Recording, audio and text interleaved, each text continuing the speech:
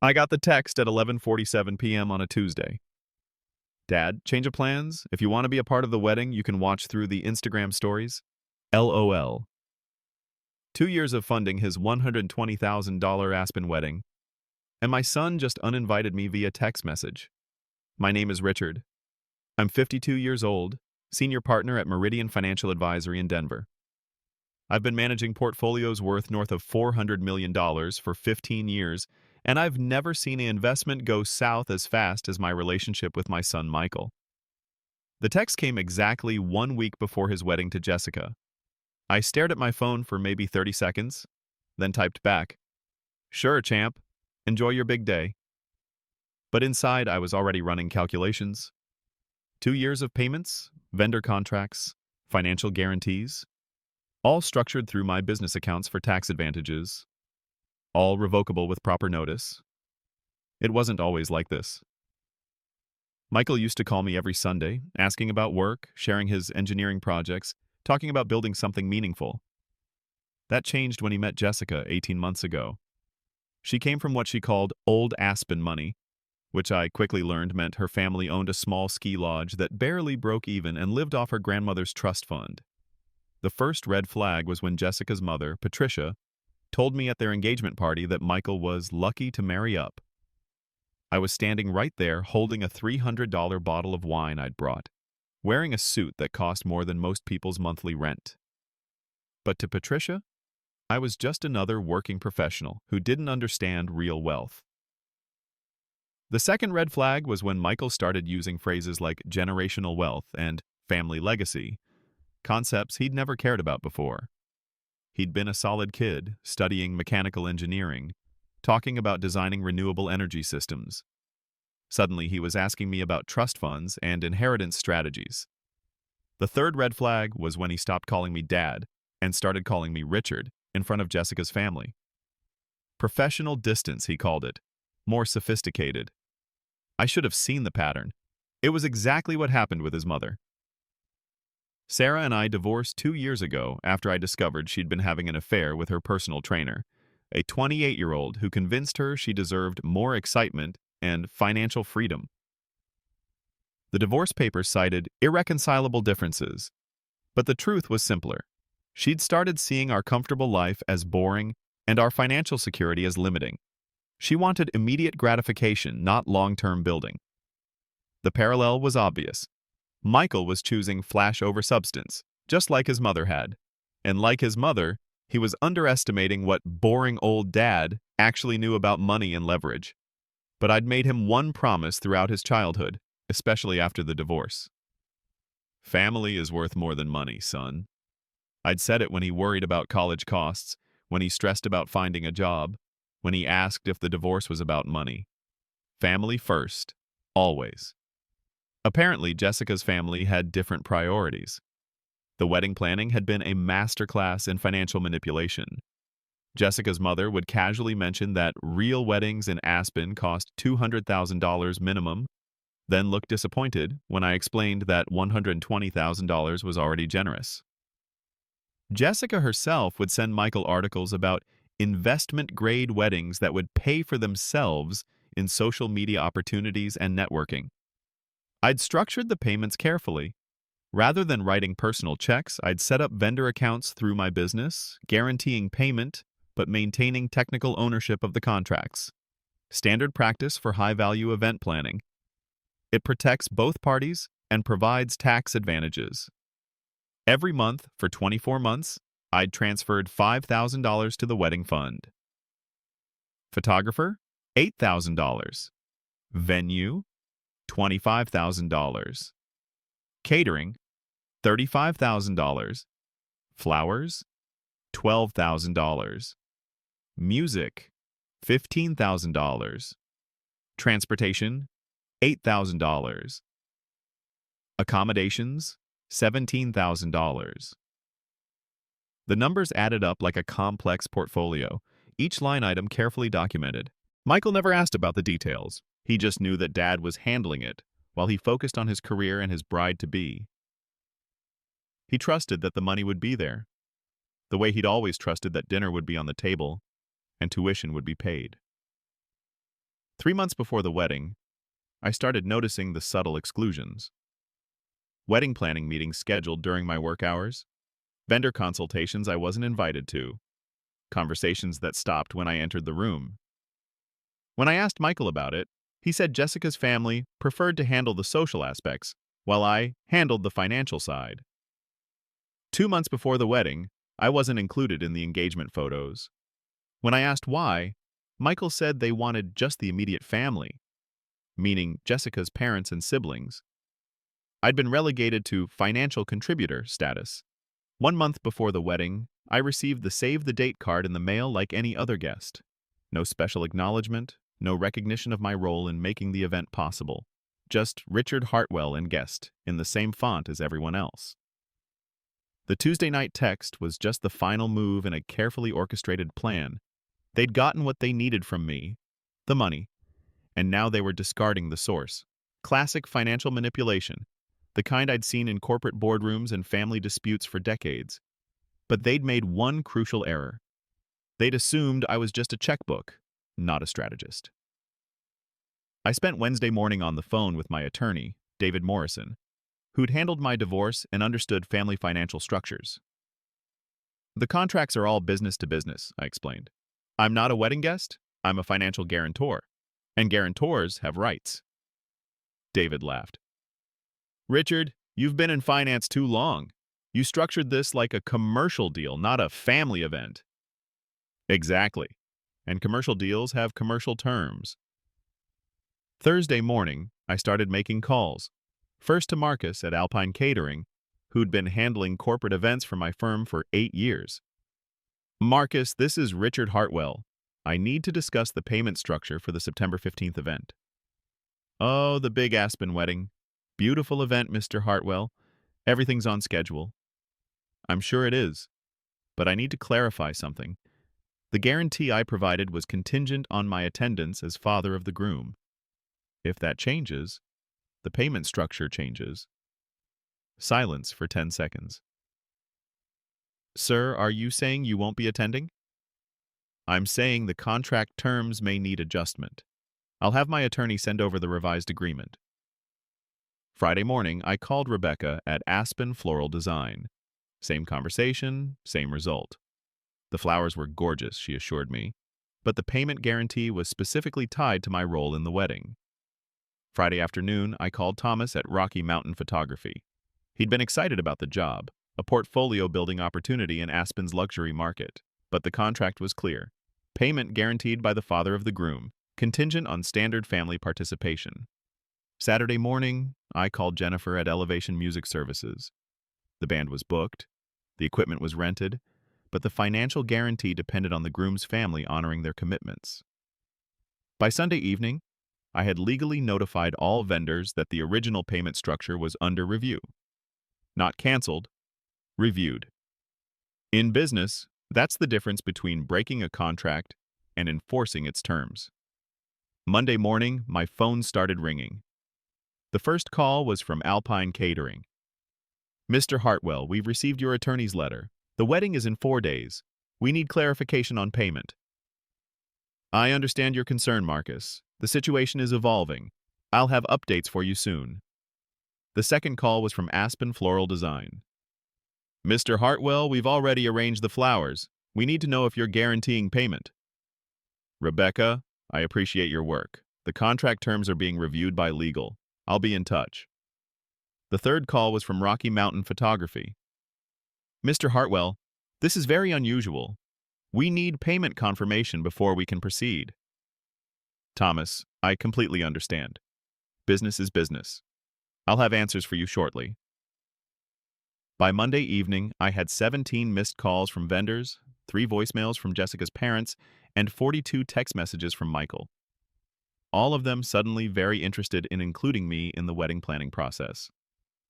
Tuesday morning, I was in my office reviewing quarterly reports when my assistant buzzed me. Mr. Hartwell, there's a Michael Hartwell here to see you. Michael walked into my office looking like he hadn't slept in days. His hair was disheveled, his clothes wrinkled, and his usual confident demeanor had evaporated. Dad, we need to talk. Of course, son. Have a seat. I gestured to the chair across from my desk, the same chair where I'd advised clients through financial crises for 15 years. The vendors are all freaking out. They're saying you're not guaranteeing payment anymore. That's not entirely accurate. I'm reviewing the contract terms based on changed circumstances. What changed circumstances? I pulled out my phone and showed him the text message. You uninvited me from your wedding, Michael. That changes the fundamental nature of my involvement. His face went pale. Dad, that was just... Jessica's family thought it would be better to keep things small and intimate. A $120,000 wedding with 150 guests is small and intimate? You know what I mean. They thought you might be more comfortable not dealing with all the social pressure. I leaned back in my chair. Son, I've been managing social pressure in boardrooms and country clubs for 20 years. I think I can handle a wedding reception. Look, I'm sorry about the text. I was trying to avoid drama. By creating more drama? He ran his hands through his hair. Jessica's mom said you'd be happier just contributing financially without having to deal with all the wedding stress. And you agreed with that assessment? I thought maybe it would be easier for everyone. I opened my desk drawer and pulled out a folder. Michael, do you know what this is? No, sir. These are the contracts for your wedding. Every vendor, every service, every payment. Do you know who signed these contracts? I assume you did. I did. And do you know what my signature means on these contracts? That you're paying for everything. More than that, it means I'm legally responsible for everything. If the catering fails, I'm liable. If the flowers don't arrive, I'm liable. If the music equipment breaks, I'm liable. I'm not just a guest at this wedding, Michael. I'm a principal party. He stared at the contracts. I didn't know that. Of course you didn't. You thought Dad was just writing checks. But every check I write is backed by my reputation, my business relationships, and my legal commitments. So what happens now? Now we have a choice. Either I'm treated as a principal party to this wedding, meaning I'm included in all decisions and treated with appropriate respect, or I'm treated as a vendor, subject to standard business terms and conditions. What does that mean? It means if I'm not family, then this becomes a business transaction, and business transactions require immediate payment, standard service terms, and professional accountability. Michael sat quietly for a long moment. The vendors want immediate payment? They want payment confirmation. Right now, they have contracts with a man who's been excluded from the event he's financing. That makes them nervous. How much are we talking about? Total remaining balance is $47,000, plus the $73,000 already paid over the past 2 years. His face went white. I don't have $47,000. I know. Jessica's family doesn't have $47,000. I know. So what happens to the wedding? I leaned forward. Michael, what did I always tell you growing up? What was the one thing I repeated every time we talked about money? He looked down at his hands. Family is worth more than money. That's right. And what did you do when you had to choose between family and money? I chose money. You chose what you thought was money. You chose Jessica's family's idea of wealth over your actual family's support. I was trying to fit in with her family by excluding your own family. We sat in silence for several minutes. Finally, Michael looked up. What would it take to fix this? What do you think it would take? I don't know. An apology? Michael, I don't need an apology. I need to know that you understand what family means. I understand. Do you? Because your mother thought she understood too. She thought family was about what we could give her, not what we could build together. I'm not Mom. Prove it. He stood up and walked to the window overlooking downtown Denver. What if I can't prove it in time for the wedding? Then you'll learn an expensive lesson about the difference between family and money. And if I can prove it, then we'll have a wedding. Wednesday morning, I received a text from Michael. Dad, I'm calling Jessica's parents today. I'm telling them you're not just invited to the wedding, you're walking me down the aisle. If they have a problem with that, they can find another groom. Wednesday afternoon, I received a call from Patricia, Jessica's mother. Richard, I think there's been a misunderstanding. Of course, you're invited to the wedding. We never meant to exclude you. Patricia, I appreciate that, but I wasn't uninvited. I was excluded. There's a difference. I don't understand. Being uninvited means there was a mistake. Being excluded means there was a decision. Michael made a decision to exclude his father from his wedding. That's not a mistake, that's a choice. Well, we'd like to correct that choice. That's up to Michael. Wednesday evening, Michael called me. Dad, I talked to Jessica and her parents. You're not just invited to the wedding, you're in the wedding party. You're walking me down the aisle and you're giving a toast at the reception. And Jessica's comfortable with that? Jessica's comfortable with whatever makes me happy. And having my father at my wedding makes me happy. And her parents? They're learning to be comfortable with it. Thursday morning, I called all the vendors and confirmed that the payment guarantees were back in full effect. The wedding was happening, the contracts were solid, and everyone could proceed with confidence. Friday morning, I drove up to Aspen for the rehearsal dinner. The venue was spectacular, a private lodge overlooking the mountains, with aspens turning golden in the September light. The kind of setting that money can buy, but only family can truly appreciate. The rehearsal went smoothly. Michael walked with confidence. Jessica smiled genuinely, and even Patricia managed to be gracious. During the dinner, I gave a brief toast. To Michael and Jessica, and to the families that love them. Family is worth more than money, but when you combine love with wisdom, you get something priceless. Saturday morning, the wedding day, I woke up in my hotel room and checked my phone. No crisis calls from vendors, no panicked messages from Michael, no last-minute drama. Just a text from my son. Thanks for everything, Dad. See you at the altar. The ceremony was beautiful. Michael looked proud and confident as I walked him down the aisle. Jessica looked radiant in her dress, surrounded by flowers that perfectly complemented the mountain setting. The photographer captured every moment. The music was flawless, and the catering exceeded everyone's expectations. During the reception, I watched Michael and Jessica dance their first dance as husband and wife. They looked genuinely happy, and I felt that satisfaction that comes from building something worthwhile. Not just the wedding, but the relationship with my son. But the real lesson was still to come. 3 months after the wedding, I received a call from Michael. Dad, can we talk? Of course, son. What's going on? Jessica left me. I set down my coffee. What happened? She said I was financially unstable and not the man she thought she married. She wanted to know why I didn't have access to your accounts, why I couldn't guarantee her the lifestyle she expected. I see.